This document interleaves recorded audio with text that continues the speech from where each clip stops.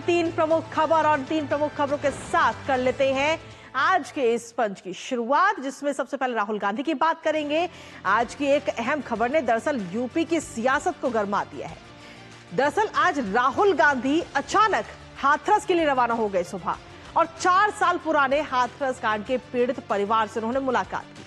अब ऐसे में सवाल यह है कि राहुल गांधी को आखिर अचानक हाथरस की याद क्यों आई है। दरअसल आपको बता दें कि यह पूरा मामला आज का नहीं है, यह पूरा मामला है साल 2020 का, और दलित युवती के साथ कथित गैंगरेप का मामला उस दौरान सामने आया था, और इस घटना पर खूब सियासत भी हुई थी, और पुलिस ने 4 आरोपियों को उस दौरान गिरफ्तार भी किया था। तब भी राहुल गांधी पीड़ित परिवार से मुलाकात करने के लिए हाथरस पहुंचे थे, और आज एक बार फिर से हाथरस पहुंच गए हैं इस पूरे मामले के 4 साल के बाद में। कहा यह जा रहा है कि पीड़िता के पिता ने राहुल गांधी को एक पत्र लिखा, और इस पत्र में मिलने की इच्छा उन्होंने जताई। अब राहुल गांधी के हाथरस दौरे पर भारतीय जनता पार्टी को भी लगातार हमलावर है। क्या कुछ कहना है बीजेपी के तमाम नेताओं का, आपको सुनाएंगे, लेकिन उससे पहले ग्राफिक्स के जरिए जानते हैं राहुल गांधी के हाथरस दौरे के पीछे की आखिर उनकी मंशा क्या है, क्यों राहुल गांधी को अचानक से हाथरस की याद आई है।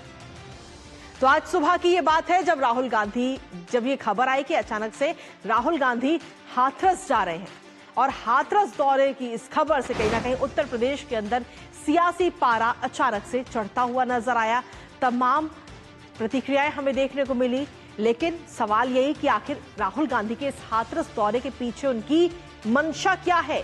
4 साल बाद में आखिर राहुल गांधी को अचानक से हाथरस की याद क्यों आई है, और साथ ही सवाल यह भी है कि क्या सोरोस मुद्दे से ध्यान भटकाने के लिए ये कोशिश तो नहीं है कहीं राहुल गांधी की, क्योंकि सोरोस मुद्दे पर सदन में हर रोज सवाल किए जा रहे हैं, लेकिन हर रोज वो इन सवालों से पीछे भागते हुए नजर आ रहे हैं। रेप पीड़िता के परिवार से राहुल गांधी ने आज मुलाकात की है अचानक वहां पर पहुंचकर। 2020 का ये पूरा मामला था जब युवती से दुष्कर्म की पूरी वारदात वहां पर हुई थी, और उस वारदात के बाद में इलाज के दौरान पीड़िता की मौत भी हो गई थी। तो ऐसे में इस पूरे मामले पर 4 साल के बाद में एक बार फिर से सियासत गरमाती हुई नजर आ रही है। इस पूरे मामले पर भारतीय जनता पार्टी भी हमलावर होती नजर आ रही है, और बीजेपी के नेताओं का क्या कुछ कहना है राहुल गांधी के हाथरस दौरे पर, आपको सुनाते हैं। राहुल गांधी जी, आप दिग्भ्रमित हैं, आपके अंदर निराशा का भाव है, आप फ्रस्ट्रेशन का शिकार हैं। आपको पता ही नहीं है कि हाथरस में सीबीआई ने जांच कर ली है, कानून के तहत माननीय अदालत में मामला चल रहा है, जबकि आप दूसरी तरफ कभी हम देखते हैं आप संभल जाना चाहते हैं, कभी अलीगढ़ जाना चाहते हैं। पूरी तरह से आप डिरेल्ड हो चुके हैं। आपसे मेरा अनुरोध है, उत्तर प्रदेश आज नंबर 1 का राज्य इंफ्रास्ट्रक्चर के मामले में, कानून व्यवस्था के मामले में बनने के लिए तेजी के साथ आगे बढ़ रहा है। उत्तर प्रदेश की कानून व्यवस्था की चर्चा पूरे राष्ट्र में होती है। आज हम कह सकते हैं औद्योगिक क्रांति उत्तर प्रदेश में आ रही है, जबकि आप उत्तर प्रदेश को अराजकता की आग में, दंगों की आग में झोंकना चाहते हैं, लोगों को भड़काना चाहते हैं। कृपया ऐसा न करें। तो ये तो थे डिप्टी सीएम ब्रजेश पाठक, जिन्होंने सीधे तौर पर कहा कि राहुल गांधी कहीं ना कहीं मुद्दों से भटका करके और उत्तर प्रदेश को अराजकता और दंगे की आग में झोंकना चाहते हैं। इसके साथ ही तरुण चुग का क्या कुछ कहना है राहुल गांधी के हाथरस दौरे पर, वो भी आपको सुनाते हैं। मीडिया अटेंशन लेने के लिए सारा फिल्मी खेल खेला जा रहा है। जब हिमाचल में त्रासदी हुई, आपकी सरकार थी, राहुल गांधी जी एक बार नहीं गए। वायनाड त्रासदी में भूस्खलन हुआ, देर से गए, लेकिन जो कहा वो किया नहीं। संबल वालों को घर बुलाकर मिल लिया, अब अपने राजनीतिक रोटियां सेकने के लिए नफा नुकसान को तोलकर कांग्रेस खेल खेल रही है, और कांग्रेस का यह खेल देश की जनता जान चुकी है। लगातार मिल रही करारी हार से, बौखलाहट में, बार बार अपनी फेल लॉन्चिंग के डर से, हताशा से, निराशा से 1.5 दर्जन चुनाव हारने के बाद जनता द्वारा नकारे परिवारवादी तुष्टीकरण करने वाले, वोट बैंक की राजनीति का खेल खेलने वाले ये नेता केवल पॉलिटिकल टूरिज्म, मीडिया अटेंशन और फिल्मी ड्रामेबाजी कर रहे हैं।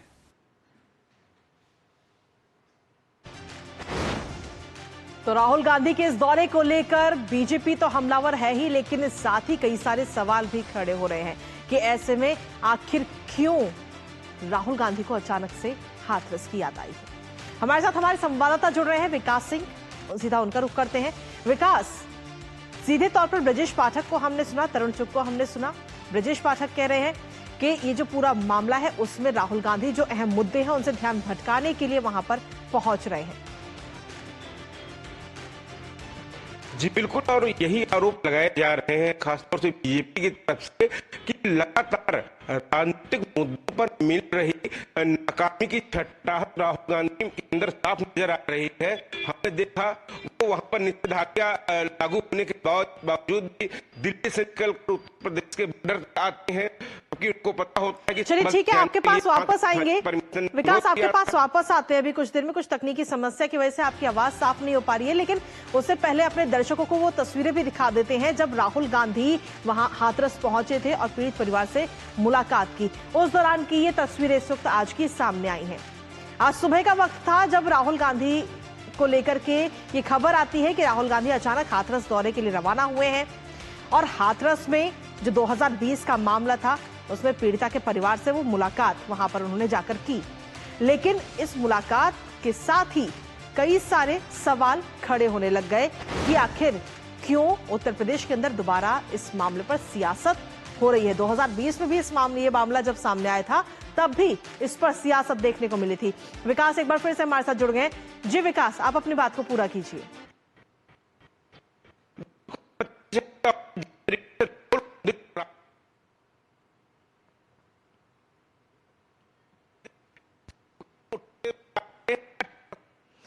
चलिए विकास, आपके पास वापस आएंगे, लेकिन अपने दर्शकों को लगातार हम बता रहे हैं कि आखिर राहुल गांधी के इस दौरे को लेकर के मंशा क्या है उनकी, क्योंकि कहीं ना कहीं जिस तरीके से ब्रजेश पाठक को हमने आपको सुनाया कि ब्रजेश पाठक कह रहे हैं कि जो अहम मुद्दे हैं सदन में, सरोस के मुद्दे को लेकर के लगातार उनसे सवाल किया जा रहा है, लेकिन उन सवालों के जवाब ना देते हुए राहुल गांधी हाथरस पहुंच जाते हैं और एक अलग ही मामले को एक बार फिर से कहीं ना कहीं सियासत के जरिए झोंकना चाहते हैं, उत्तर प्रदेश को कहीं ना कहीं सियासत की आग में। तो इस मामले पर नजर हमारी लगातार बनी रहेगी, लेकिन इसके